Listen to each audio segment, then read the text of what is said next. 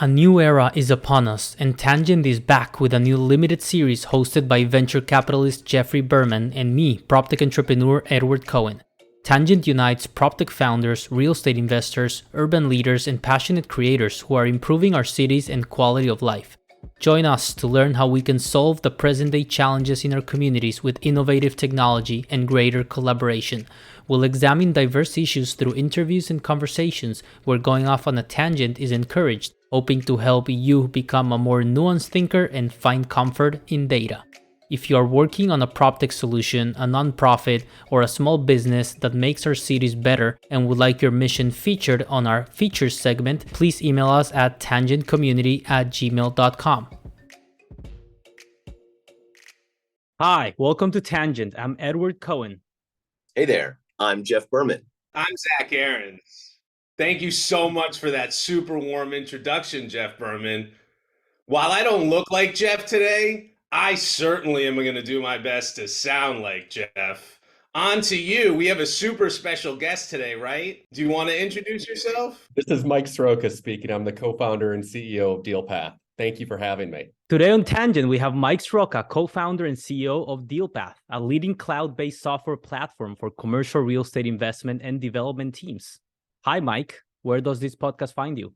Hi, thank you so much for having me. I'm in San Francisco, and our company is co-headquartered in San Francisco and New York City. Wonderful. I heard you don't have Whole Foods anymore in San Francisco, though. That's unfortunate. Yes, that is unfortunate. A lot of crazy stuff happening in the city. Wait, I know that we normally wait until the end to talk about how we want to improve the city, but he's in San Francisco. And can we start with that? Can we flip the script? Can we just go on a tangent and flip the script? We just did. Mike, the future of cities, and in this case, the present. What's one aspect, one feature of San Francisco that you would choose to change, to improve? We're giving you a magic wand. Today, you're the mayor. Wow. Well, yes, I am based in San Francisco. And I think maybe first focusing on some of the positives. San Francisco has amazing proximity to cool things and has really great infrastructure for building software and technology companies. That's something that impressed me when I was really brought here 16 years ago and have built a family and companies here. That being said, the city is also crazy expensive, and the city hasn't addressed some very concerning health and safety issues as we have confronted the pandemic and the reopening, the return to office, and now trying to get back to more regular rhythms. San Francisco is noticeably behind other cities.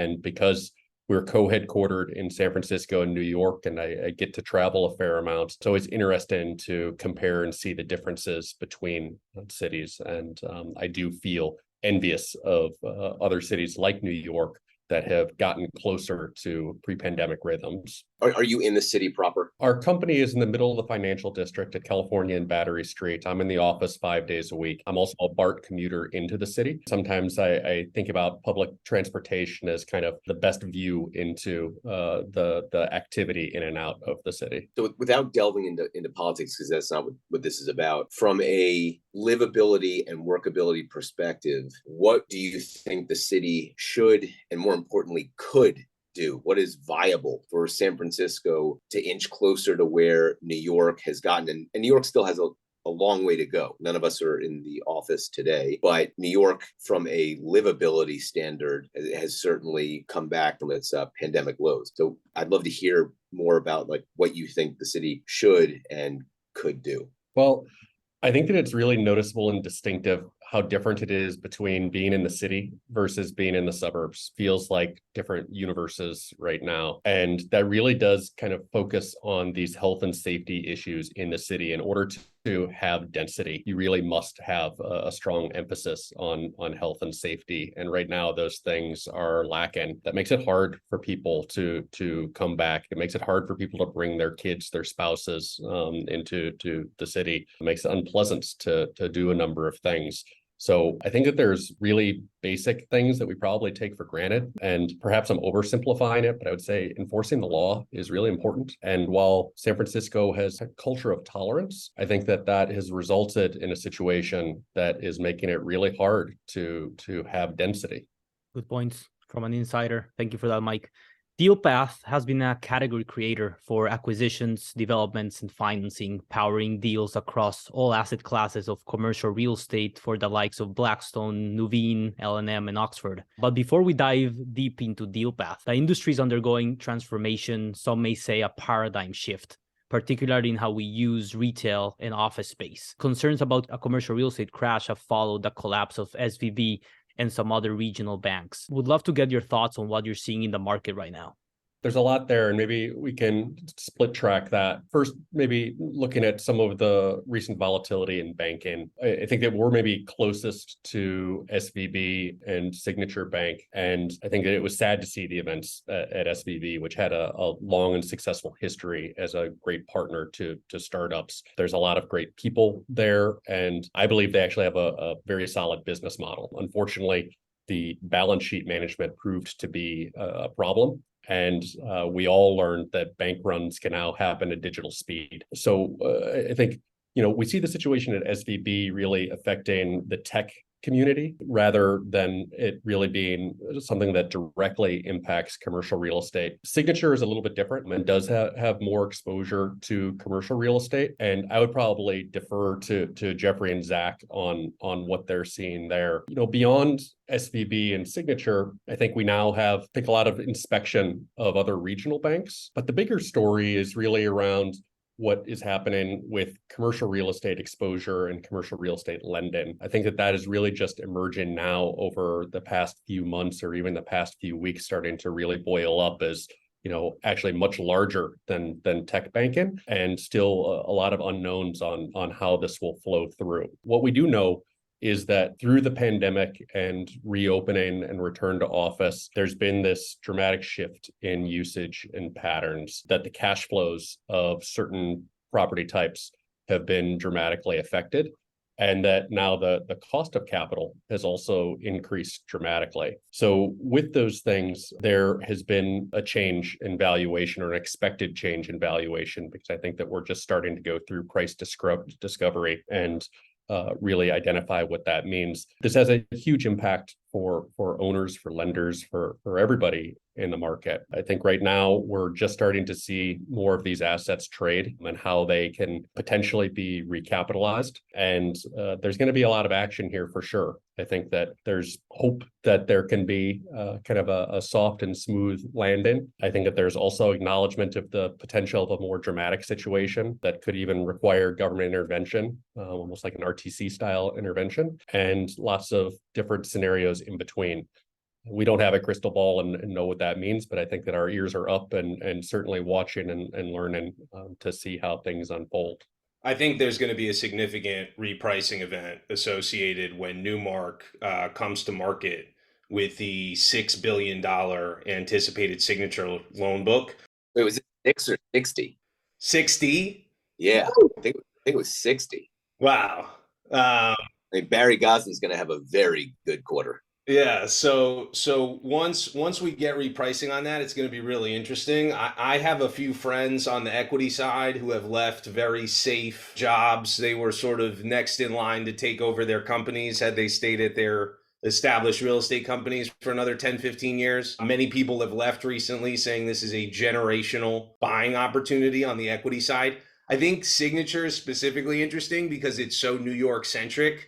So a lot of these assets are pretty impaired. Some of them have ground leases. Impaired from multiple perspectives. That's what makes it so interesting. Yeah, they're assets with, let's say there's an asset where the single tenant commercial asset, Signature had the senior piece. There's a mezz piece somewhere that has an A and a B piece that's been separated and sold off to two different owners. Let's say there's a preferred equity holder as well. And then let's say there's a sponsor on the equity side of that asset. That's five parties, one of whom might be Signature, no longer exists. They're now all not talking to each other. And their lawyers are having a field day in court, basically leeching everybody. And they're sitting in court figuring out what to do because this asset is so underwater.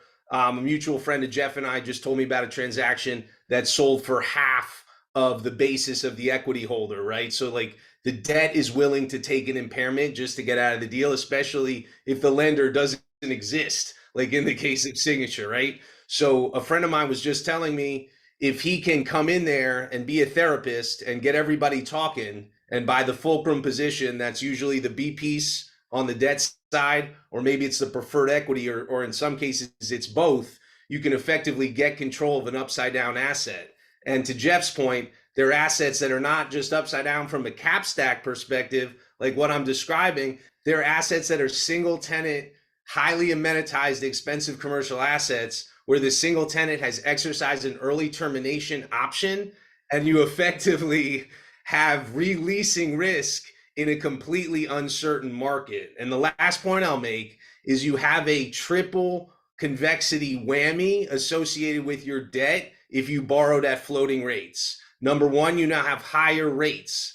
Number two, you have spreads that have been blown out, so you have higher spreads. So even if rates have only gone up 400 basis points, your loan has gone up 700 basis points.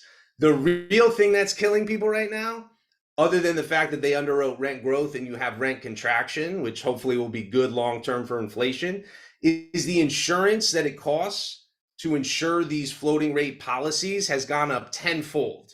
So no one can effectively afford this. So as soon as the Newmark marketed Signature book starts to trade, you're going to see a wave of effectively short sales where it's not the bank failing, it's not necessarily the equity holder even failing, but it's people going to market with a workout. And I wouldn't be surprised if there is another major event. Every downside cycle we've seen, whether it's 1982, whether it's 2008, there's been an event in March, unfortunately tends to happen around my birthday, and then another event in August, September, October.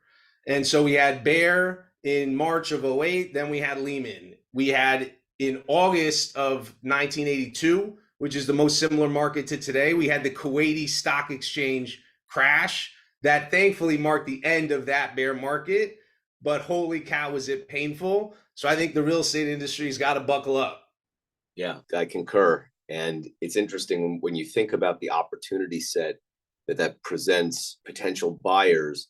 You also have to be cognizant of the fact that during the GFC in 08 and 09, the Fed had substantial tools at its disposal to help move the crisis along. That doesn't exist right now because of the inflationary pressures.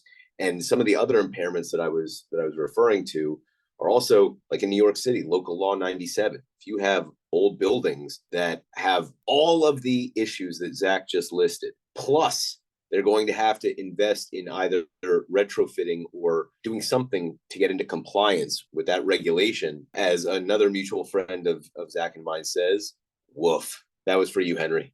Local Law 97, tangent glossary. It was included in the Climate Mobilization Act, passed by New York City's mayor in the Green New Deal. So that means decarbonization of buildings, how we operate them, etc. Yeah, I mean, just to add some context, almost a quarter of office building loans need to be refinanced in 2023 at higher rates, and lower quality properties where vacancy rates are high are at the greatest risk, as Zach points out. It also seems like even Class A buildings, or some that were even considered trophy assets not long ago, could face troubles when their value get reassessed for refinancing. For example, Blackstone bought a couple of Class A office towers in Santana, California in 2014, and they just sold them days ago at a 36% discount, and it could have been much worse. However, let's add some nuance to the discussion. Let's look at the bright spots. About 3/4 of commercial real estate debt generates enough income to pass banks' recent refinancing standards without major changes.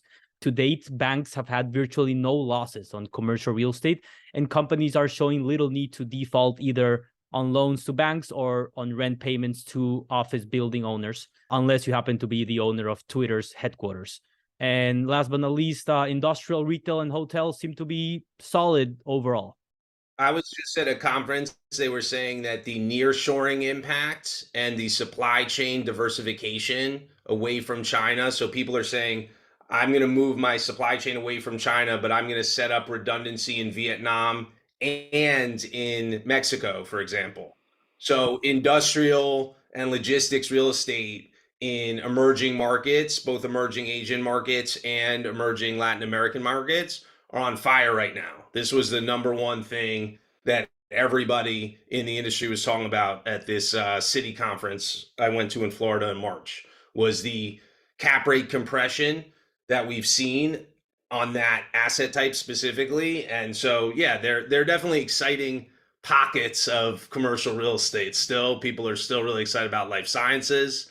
People are excited about cold storage. There's definitely room places, but there's just rent contraction, unfortunately, in a lot of categories right now, and deals that were underwritten for rent growth and lower interest rates. But yeah, I mean the story of absorption, in my opinion, is still a good story in the long term. And I do, I'm obviously Jeff and I are investing in operating businesses. We're not buying real estate anymore, but I concur with these folks who have left very stable incomes to try and make a go of doing a handful of deals and potentially running away from this cycle with a trophy asset. I mean, look at the Flatiron building, right? There's this botched auction process. The tenants completely vacated. The building's like half renovated from an HVAC perspective. Everybody hates each other. No one's talking. Like, if someone charming like Jeff Berman gets into a deal like that, you can make things happen. You take people to dinner. You work it out. You schmooze. You schmooze. Yeah, come on. Well, tying back to something that Zach had mentioned earlier, the cost of capital has gone up, and with that, the value of capital has gone up. It is a really good time to have fresh capital. It does seem like there's incredible opportunities that are emerging now. Great points. And last but not least, I think, Mexico is definitely the country that will gain the most from this nearshoring or reshoring and diversification away from China. Anyway, Dealpath, Mike. So far you've raised $67 million in funding since co-founding Dealpath in 2014. You went from fun in games at Zynga to disrupting commercial real estate deal making. Would love to learn about your journey. Take us to the origin. How did the idea for Dealpath came about, and how did you get to today? Thank you for that. And Dealpath has really been the coming together of my career paths. Out of undergrad, I started out working in real estate private equity for a large distressed firm. And that's really where I was first exposed to commercial real estate transactions and how large-scale private equity firms were managing data. Unexpectedly, I got put on some systems projects there, really because that's what was needed at the time. And I ended up moving over to a hedge fund doing very similar work. The CEO of the hedge fund had an operating background building semiconductor companies and was both a LP and a GP in a number of venture funds. And so we saw a lot of venture deal flow through the office. And that was really my first exposure to early stage company development. I ended up pitching an idea that we incubated at the hedge fund and ended up spinning out and building an engineering team in Dallas and eventually moving out to the Bay Area, and have now spent the past 15 or 20 years building venture-backed software companies out of the Bay Area. So I think along that journey, I've had some amazing adventures and met fantastic people. And one of those businesses you mentioned, Zynga, was a new category of social gaming, and what was really a very analytical business and a fascinating one to be a part of. When we started Dealpath, it was really former colleagues and friends in real estate that had been persistent in describing their challenges to manage their data through the deal process. And after, I'd say, a number of years of that messaging, started to really hear it right, that there was this broken workflow in this really big industry that we had good knowledge and access to. And actually, this broken workflow could be the ideal mechanism to help create a foundational data structure for this largest asset class in the world. And that was really exciting and a big opportunity that we wanted to pursue. So we co-founded Dealpath almost exactly 9 years ago. We celebrated our 9th anniversary on March 25th, and co-founded the company with 2 software engineers who I had worked with previously at Zynga. And the first 10 people at the company were all direct network who had worked together previously. All of us had come from financial services and real estate and had moved into software.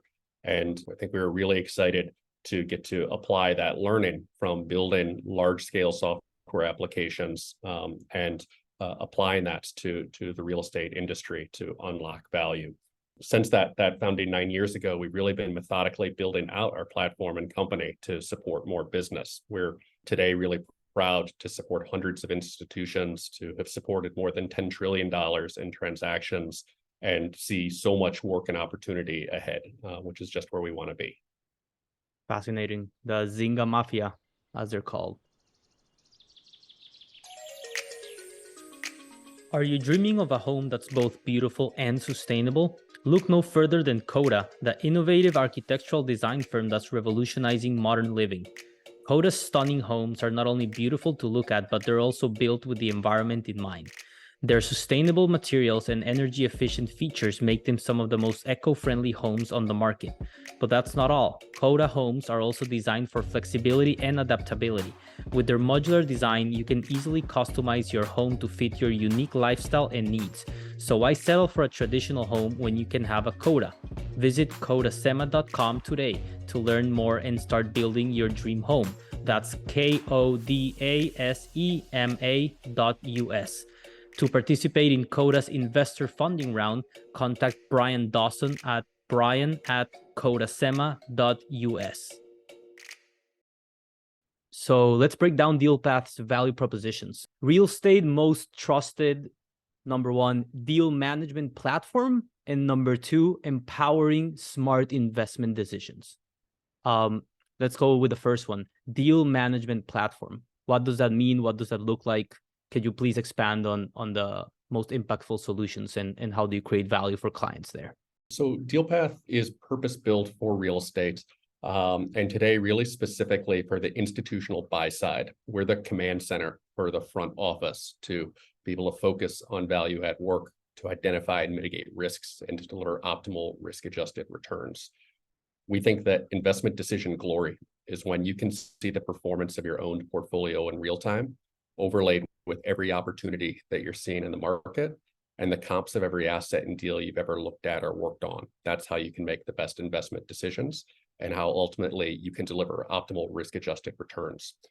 So that is really the problem space or opportunity space that we are focused on. Again, really today, emphasis and focus on the needs of the institutional buy side. And when I say the front office, I really mean the investment committee and the investment teams. That's across deal types. So it might be firms that are focused on acquisitions or development projects or financing those things. Across those customers and transactions I mentioned, we support every property type, every deal size, and across geographies. And we do observe movements in activity, something that we were just commenting on, and I'm sure we'll likely come back to. So it seems to me that Dealpath does create a holistic knowledge preservation for clients while tracking deal activity and helping understand real estate trends and metrics over time. I mean, we live in an era of unprecedented, fast-paced change, and you have this framework for understanding, competing, and operating commercial real estate in the world we live in. You call this framework DAX after its four key components: data, automation, collaboration, and scale, which I find fascinating. So tell us, how can commercial real estate players best apply this framework in their own business? Well, I think that maybe starting with the challenges that commercial real estate has faced. We really see two fundamental challenges for investors. The first is decentralized data. There is still no common data structure in the commercial real estate industry. And so these professionals and teams go to a variety of different data sources and very manually try to compile and format that information to glean insights from it. And all of that work is almost instantly lost in spreadsheets and emails. So there's a lot of repetitive work to gather and organize this information. Alongside and related to that, there are these really complex and specialized workflows. These are very valuable, time-sensitive transactions that require a lot of people. It requires coordination and work across different departments internally and work with a lot of different third parties. And to date, there haven't been any standardized workflows. There haven't been any purpose-built tools for this important work. So people have been forced to cobble together things that weren't designed for it. Even at the largest and most sophisticated firms, historically, they've had their pipeline in some kind of Excel document. They've had Word document checklists of tasks for due diligence and close-in. They've had transactional files that they try to organize and share in company share drives and virtual data rooms and file sharing services, and then lots of emails and phone calls to communicate around those things. That was, I think, functional for a while. However, what has become really clear is that there's very clear economies of scale in the real estate investment management business. And in order to operate at scale with speed and precision, you really need to have purpose-built tools and systems to do this important work. If you want to raise and deploy and return on billions of dollars, you can't do that in spreadsheets and Word documents and emails effectively anymore. So I think that that's really what we've come to address is, how can we help these firms and these professionals be able to create a centralized view into all of the data that they have access to, have the configurable workflows that allow their teams to work effectively from wherever they might need to with whomever they might need to, and have the data security that leading institutions require as they're hosting and storing more and more information in cloud services. Fascinating. Yeah, I definitely think that customization goes a long way because, every company is dealing with their own buildings, collecting their own data, building their own source of truth, but one size doesn't fit all in real estate. Every building is different, every organization is different. And I think that's something that, from clients' feedback and testimonials, it seems like you've hit the nail on the head there. Yeah, what do you find to be the feature set that gets utilized the most?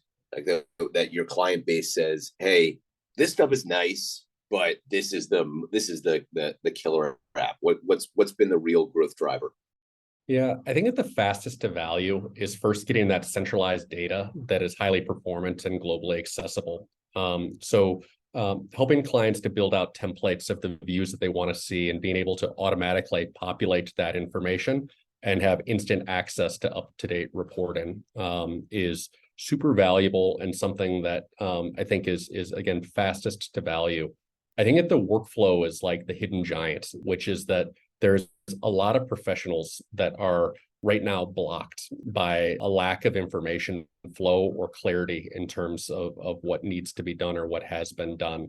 And that is a big opportunity to help standardize some of the workflows that are being done across teams and to have the smart tooling to alert people to what needs to be done, have audit trails of the information that has been completed, and really help drive throughput.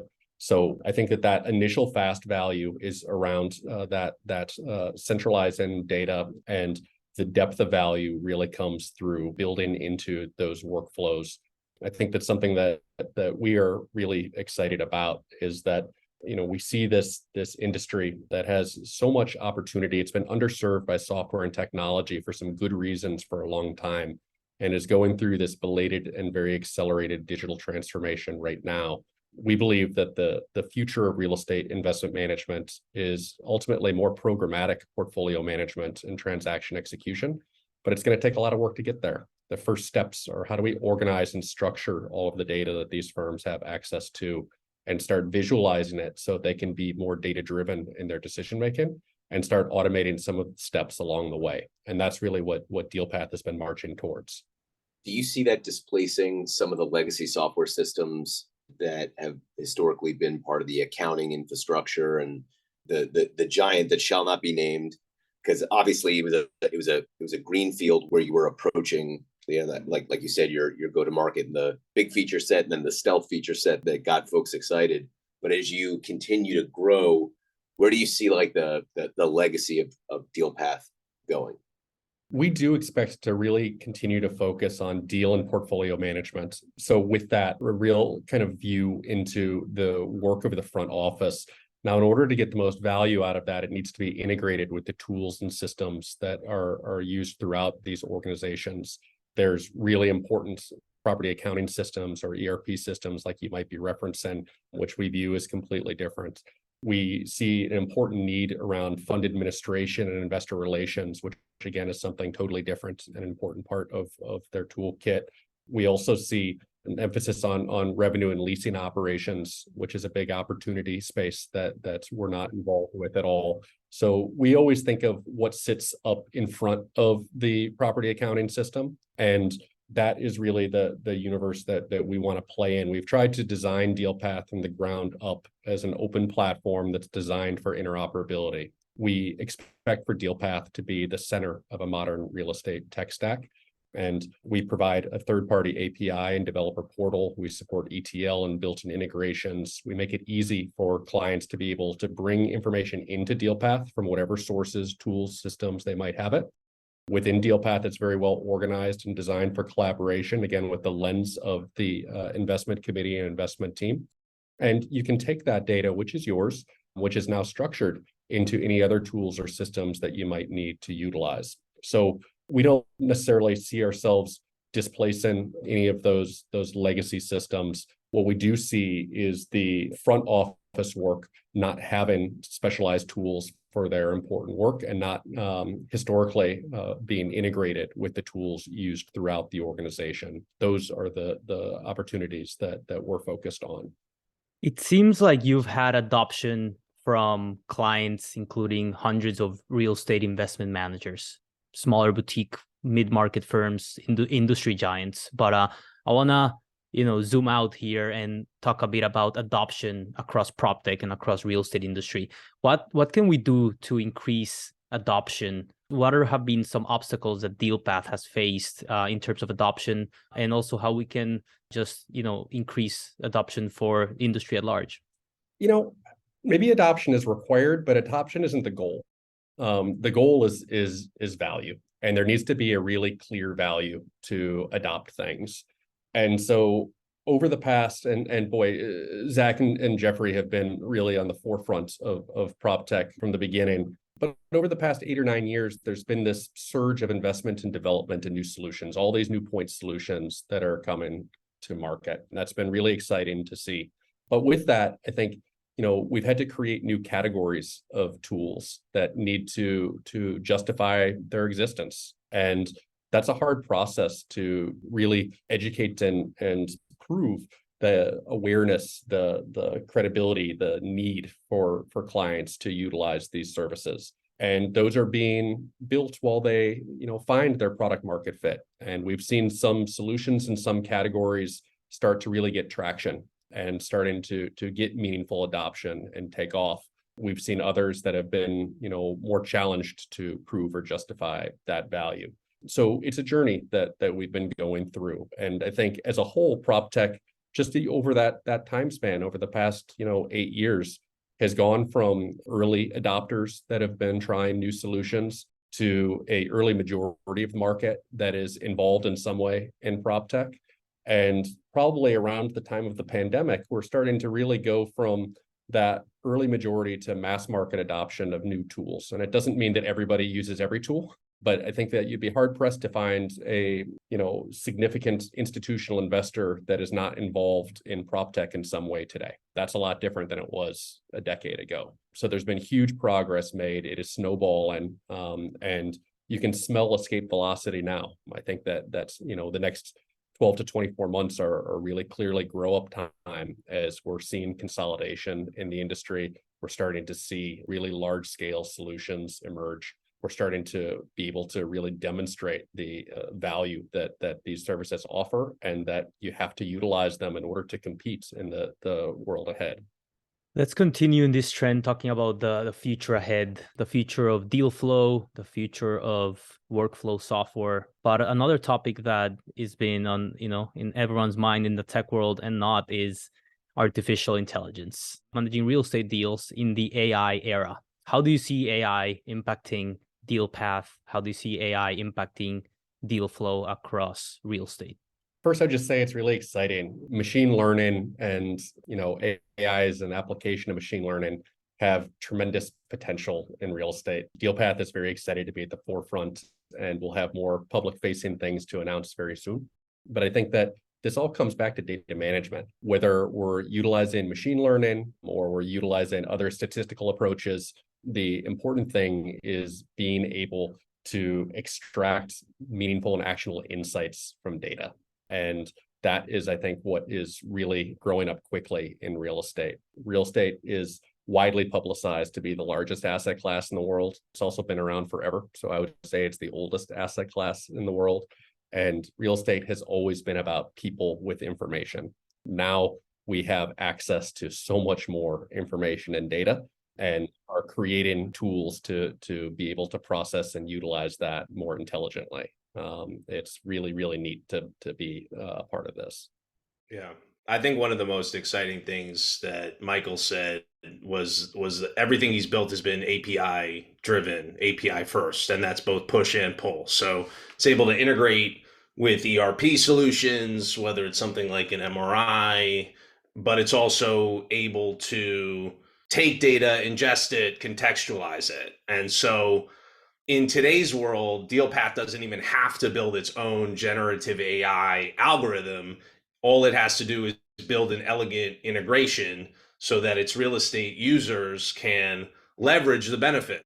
I'm writing a real estate comic book right now, more to come on that in future episodes, but I'm using for writing a tool called Jasper AI and for image creation a tool called Night Cafe.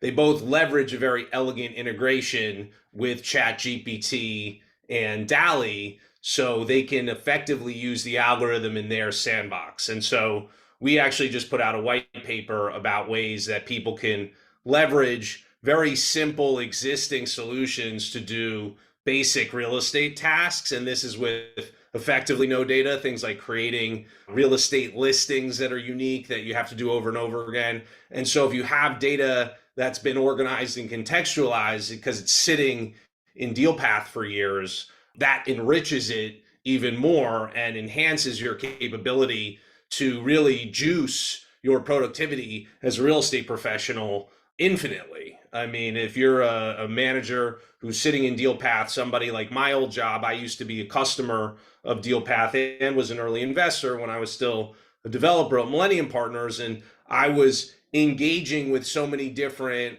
parties, architects, land use attorneys, right? And I remember just even having a basic integration with a mapping solution back then was like sort of magical, right? And now we've compounded these integrations and we have taken all this data over the years, and the next 10 years are just going to be really exciting because we're going to benefit from all of the data ingestion and organization that we've been working on with tools like Dealpath for 10 years. And that's why I got involved as a early angel investor, was for the hope of that potential in the future.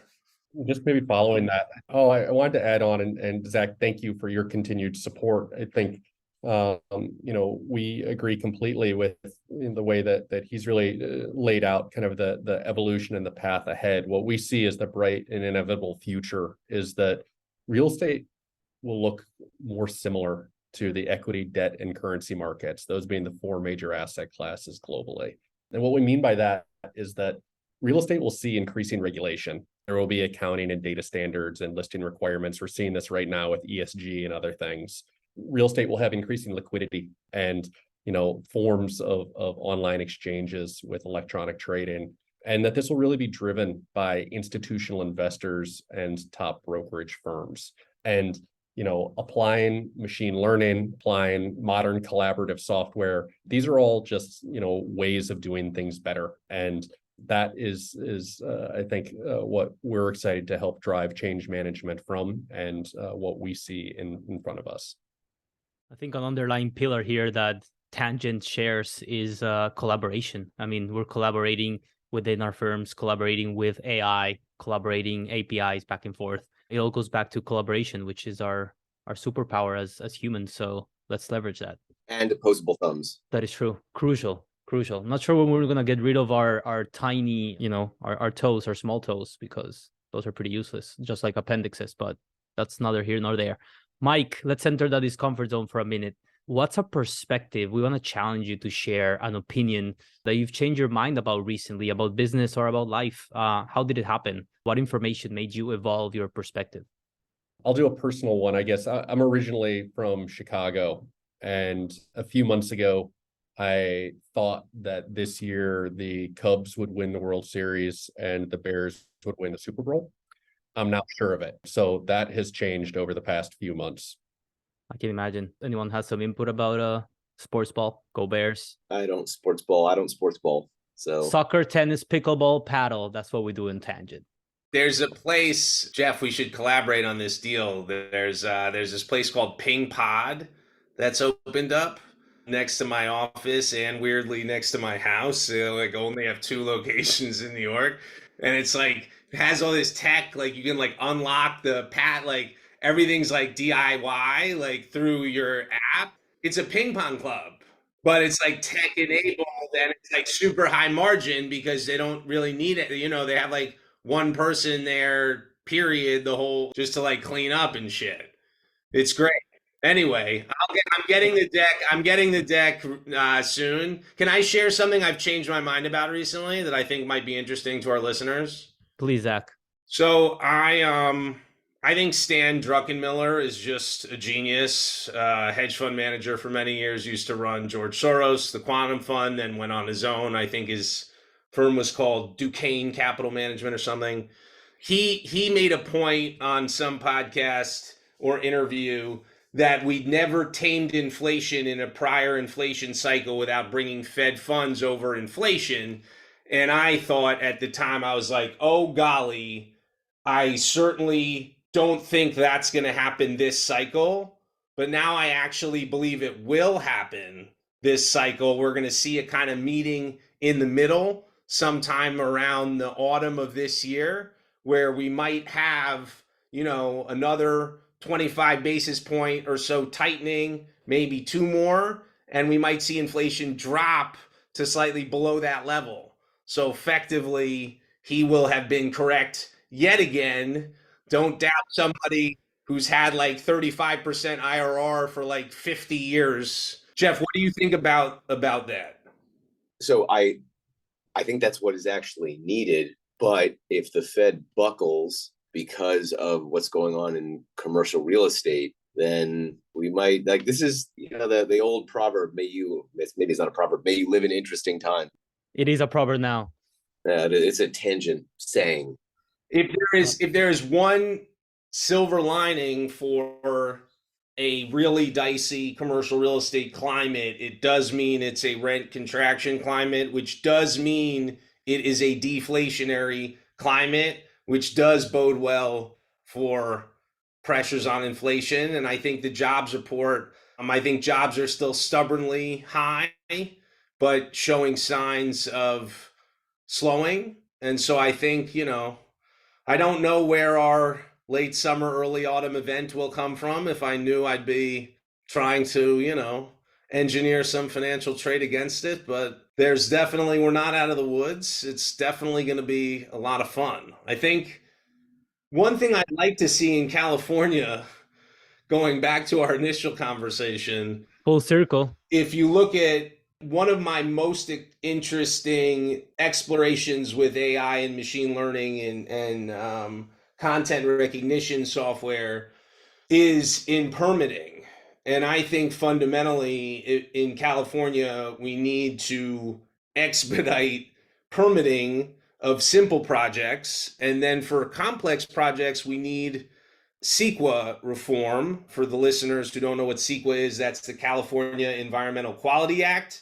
It's an act that did a lot of good for the environment in California when it was enacted, that has now, in my opinion, been sort of misused and abused and needs to be tweaked and reformed to become effective for the reality today, which is that we definitely need better health and safety solutions in California. We are also in a massive housing undersupply crisis, of course, nationwide, but California acutely.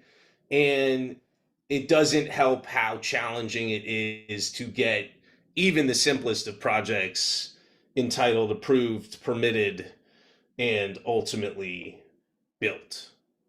I think those are great points. Please start in San Francisco. Personal request. I mean, from my armchair activist perspective, the way I see housing issue in California, just issues at large in California, we have 2 main ways. One, we can tweak the rules, existing rules, like Zach just pointed out, or we can take advantage of existing rules such as builder's remedy. I mean, I don't know how we can trigger more of those builder's remedy, which for those who are not familiar, it's a provision in California's Housing Accountability Act that prevents jurisdictions without substantially compliant housing element from denying certain housing projects, which means that it doesn't matter if the projects do not comply with the local zoning, they can still go ahead. And through builder's remedy, thousands of housing units were recently approved across California because the local government didn't submit new housing plans on time, basically. So let's find more of those builder's remedies. Mike, where can Tangent listeners learn more about Dealpath and find you? Dealpath.com. You can find that in the episode description. Michael Sroka, co-founder and CEO of Dealpath, thank you so much for coming to Tangent today. Wonderful what you and the Dealpath team have been building and will continue to build for the commercial real estate space. Thank you for having me and great speaking with you guys. It was a pleasure. Thank you, everybody. Thank you for listening. Thanks so much, everybody. If you like what you heard, please subscribe, rate, and review Tangent and share the show with a friend. This episode is edited by Daniel Mora and is produced by me, Edward Cohen. Thanks for listening to Tangent, and remember, collaboration is our superpower. So stay curious and always be learning.